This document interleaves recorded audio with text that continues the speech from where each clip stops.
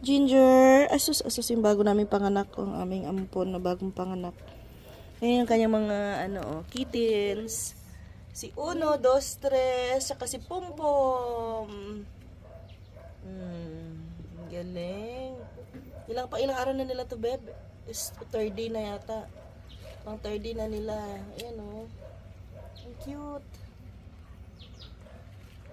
Yung black si Pompom, yung tatlong ginger color. Si Uno, Dos, Tres daw. Tapos ito yung nanay nila. Si Ginger. Ang payat. Dito mo, apat yung anak niya, oh.